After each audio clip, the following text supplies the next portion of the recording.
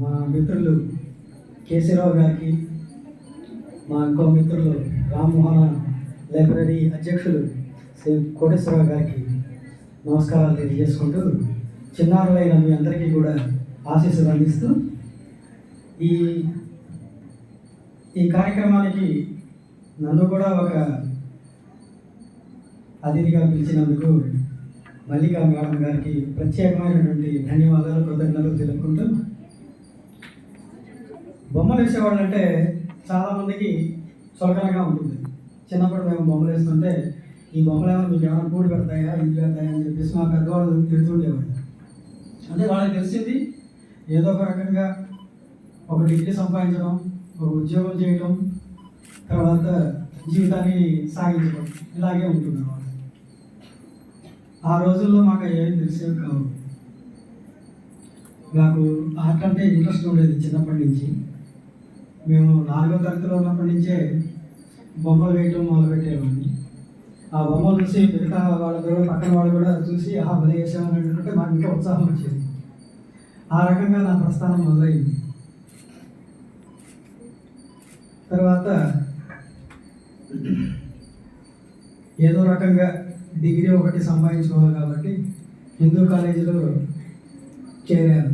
చేరిన తర్వాత అక్కడ కూడా ఊరికే కూర్చోకుండా బొమ్మలు వేస్తూ ఉండేవాడిని. మేము ఏదైనా సబ్జెక్టులో ఏదైనా, నేను చదివింది బీఎస్సీ జువాలజీ, కెమిస్ట్రీ, బాటనీ చదివాము. ఆ సబ్జెక్టుల్లో ఏమైనా బొమ్మలు కావాలంటే అందరూ నా దగ్గరికి వచ్చి నా చేతే వేయించేవాడు. వాళ్ళేమో శుభ్రంగా చదువుకుంటూ ఉండేవాళ్ళు. నేనేమో మార్కులు తక్కువ వస్తూ ఉండేవి నాకు చదవలేకపోవడం వలన. అయినా కానీ ఆ రకంగా బొమ్మలు వేయడం మొదలైంది. బొమ్మలు వేయడం మీ అందరికీ రావాలి. ఎందుకంటే మీరు ఏదైనా ఒక ఎక్స్ప్రెషన్ చెప్పాలంటే ఒక గీత గీసి దాని ద్వారా చెప్పడానికి అవకాశం ఉంటుంది. ఒక గీత కానీ ఒక బొమ్మ కానీ 100 పేజీల ఎసెన్స్ని మీకు ఇతరులకు అందిస్తుంది అన్నమాట. ఆ రకంగా సాధన చేస్తే ఏదైనా మనకి జరుగుతుంది. అందుకని ఇప్పటి నుంచే మీరు కూడా ఈ బొమ్మలనే కాదు, మీ చదువుని నిర్లక్ష్యం చేయమని చెప్పడం లేదు, కానీ చదువుతో పాటుగా మీకు ఇంకో వ్యాపకం ఉండాలి. అది ఆర్ట్ అయినా కానివ్వండి, లేదా ఇంకే కళ అయినా సరే. మీకు ఈ ఫైన్ ఆర్ట్స్ ద్వారా మీ మైండ్కి రిలాక్సేషన్ వస్తుంది. ఇది ఒక రకమైనటువంటి యోగా లాగా ఉంటుందన్నమాట. మీరు ఎందుకంటే మీరు కాన్సన్ట్రేషన్గా వర్క్ చేస్తున్నారు అనుకోండి, ఒక ఆర్ట్ చేస్తున్నారు, ఒక పాట పాడుతున్నారు, ఒక రచన చేస్తున్నారు, ఇలా ఉందనుకోండి, మీకు ఒక ప్లేన్లోకి వెళ్తారు. ఒక ప్లేన్లోకి వెళ్ళి అక్కడ మీరు ఉంటారు. ఆ రచన కానీ మీ సృజనాత్మక శక్తి పెరుగుతుంది. అక్కడ నుంచి మీరు అన్ని మీ యొక్క అవుట్పుట్ బాగా వస్తుందన్నమాట. అలాగే మీ మైండ్ కూడా ఫ్రెష్గా ఉంటుంది.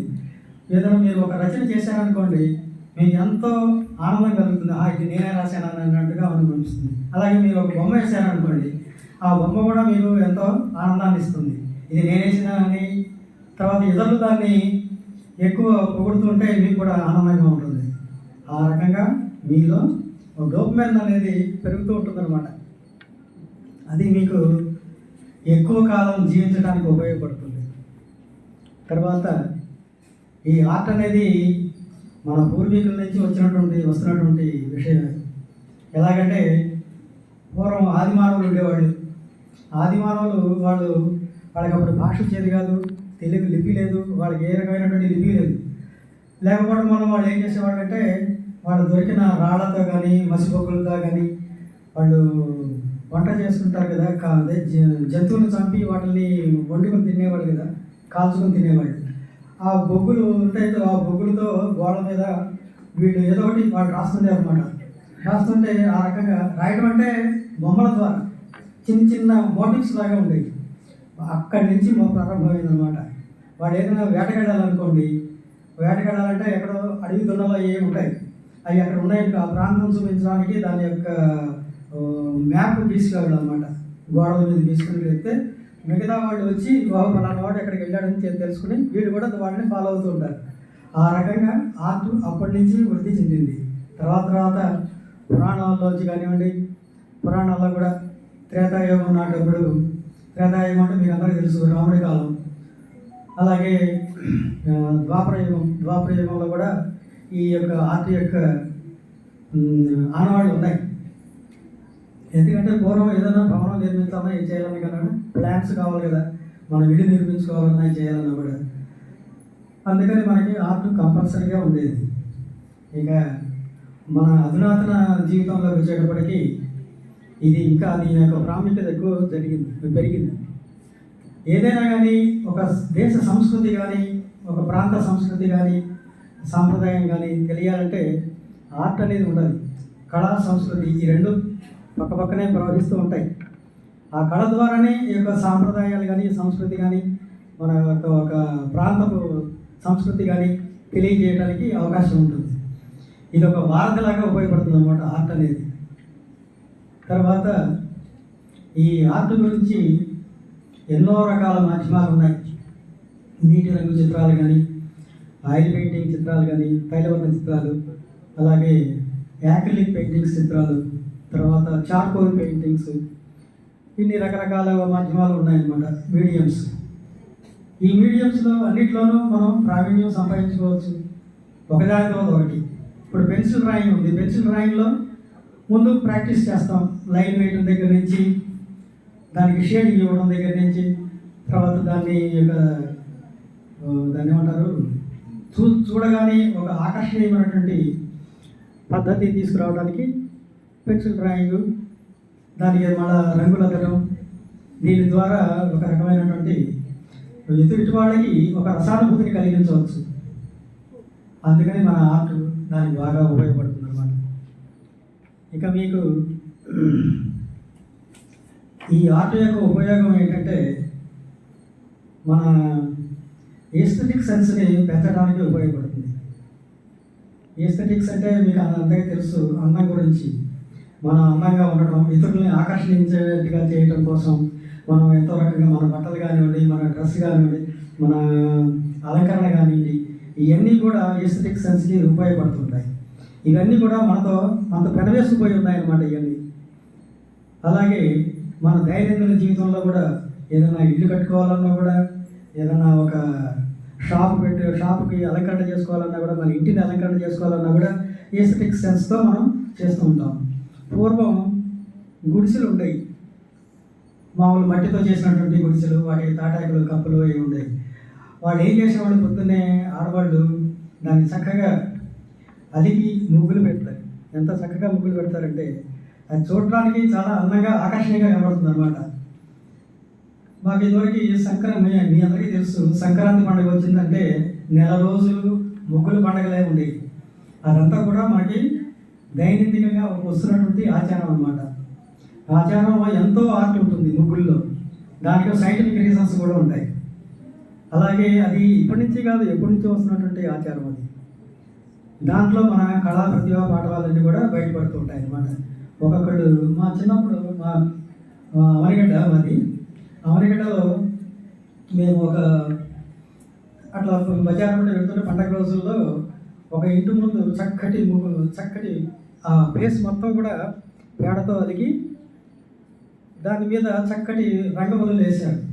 అవి ఎంత సన్నగా ఉన్నాయంటే అసలు బ్రష్తో కాదు కదా, పెన్నుతో వేసినా కూడా అంత సన్నగా రాదు, అంత చక్కగా వేశారు. అది చూసి అసలు అక్కడే ఉండిపోవాలనిపిస్తుంది అన్నమాట, అంత బాగుంటుంది. ఆ యొక్క ఇది ఎలా వచ్చింది అంటే, ఆకర్షణ శక్తి ఎలా వచ్చిందంటే మనం చేసే సాధన వల్ల అది వస్తుందన్నమాట. ఇది ముగ్గులే కాదు, ప్రతి విషయంలో కూడా మన యొక్క ఇంపార్టెన్స్, కళ యొక్క ఇంపార్టెన్స్ ఉంటూనే ఉంటుంది. అలాగే ఇప్పుడు ఉన్నటువంటి ఈ ఆర్ట్ ఎందుకు పనికిరాదని అనుకునేవాళ్ళు, ఈ మధ్యనే ఒక ఫేస్బుక్లో ఒకటి చూశాను. అది ఒక క్లాసిక్ ఆర్ట్ అనమాట. ఒక పులి ముందుకు దూకుతూ ఉంటుంది, అదంతా A4 సైజులో ఉంటుంది సైజు. దానికి $6.3 మిలియన్ పలికింది అది ఆక్షన్లో. దాని యొక్క విలువ చూసుకోండి. మరి ఉన్నది చిన్నదే, A4 సైజే, కానీ దాని యొక్క విలువ $6.3 మిలియన్ అంటే ఎంత మీరు ఊహించుకోండి. అలాగే మన ఇండియాలో ప్రముఖమైన చిత్రకారులు ఉన్నారు, 300 మంది, లెక్కలేనటువంటి మంది ఉన్నారు. వాళ్ళని సమకాలీన చిత్రకారులు అంటుంటారు. వాడు వేసిన పెయింటింగ్లు ఒక్కొక్కటి దాదాపు కోట్ల రూపాయలు పలుకుతూ ఉంటాయి అన్నమాట. మన తెలంగాణ ప్రాంతంలో ఉన్నటువంటి వైకుంఠం గారిని ఇప్పుడు ఉన్నటువంటి ఆర్టిస్టుల్లో ఆయన ఒక టాప్ 10 ఆర్టిస్టుల్లో ఒకరు. ఆయన పెయింటింగ్ ఒక విలువ 6 కోట్లు, 7 కోట్లు, 8 కోట్లు, 10 కోట్లు అలా ఉంటుంది. అలాగే ఈ మధ్యనే ఒక తాయిబ్ మెహతా అనే ఒక ఆర్టిస్ట్ ఉన్నారు. ఆయన అయితే $1 మిలియన్ $1 మిలియన్ అంటే అసలు మనకు ఊహించలేము అనమాట, అంత బాగా ఉంటాయి అన్నమాట. అది ఆర్ట్ ఉన్నటువంటి విలువ. ఇప్పుడు మార్కెట్లో ఏ బిజినెస్ కన్నా కూడా ఆర్ట్ మార్కెట్ ఎక్కువగా ఉంది. ఎందుకంటే వాటికి అంత ధర పలుకుతుంది, దానివల్ల వాళ్ళు బిజినెస్ ఎక్కువ చేస్తున్నారు. అలాగే చైనా వాళ్ళు ఎక్కువ బాగా చేస్తారు. చైనా వాళ్ళు ఈ ఆర్ట్ మార్కెటింగ్ని ఎక్కువ చేస్తుంటారు. వాళ్ళు కూడా వాళ్ళ యొక్క పెయింటింగ్ ఒక్కొక్కటి కొన్ని $1,000, $1,00,000 అమ్ముడుపోతుంటాయి అన్నమాట, ఆక్షన్లో పోతుంటాయి. ఇదంతా కూడా ఆర్ట్కి ఉన్నటువంటి విలువ. అలాగే మీరందరూ కూడా ఏదో ఒక కళలో నైపుణ్యం సంపాదించుకుని దాని ద్వారా మీరు మీ నిజ జీవితంలో దాన్ని ఉపయోగిస్తూ, అట్లాగే మీకు పక్క సంపాదనలాగా అన్నమాట. ఒకవేళ ఉద్యోగం ఉన్నా కూడా మంచి ఉద్యోగంలో ఉన్నా కూడా పక్క సంపాదనలాగా ఉంటే మీకు అది తోడు నీడగా ఉంటుందన్నమాట. ఈ మధ్యన ఒక మీటింగ్లో ఒక మేడం గారు చెప్పారు.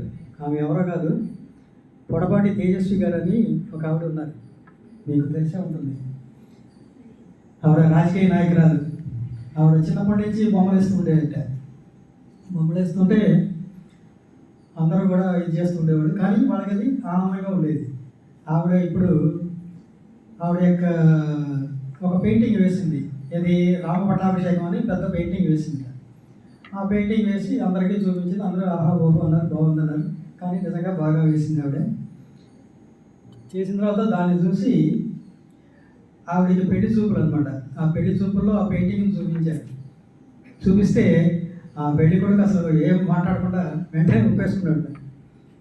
ఎందుకు మీరు ఒప్పుకున్నారనంటే అతను చెప్తాడు రీజనింగ్. ఇంత పట్టాభిషేకాన్ని ఇంత చక్కగా వేసింది, డిజైన్లతో చక్కగా రంగులు గింగులు అన్నీ వేసింది. ఈమెకి ఎంత పేషెన్స్ ఉంటుంది, అందుకని ఈ ఇంత పేషెన్స్ సహనంగా ఉన్న అమ్మాయిని చేసుకోవాలని అతను కోరిక చేసుకున్నాడు. వాళ్ళిద్దరు కూడా హ్యాపీగా ఉన్నారు. ఆవిడ ఎవరో కాదు, మన కల్చరల్ డిపార్ట్మెంట్ చైర్పర్సన్ గారు.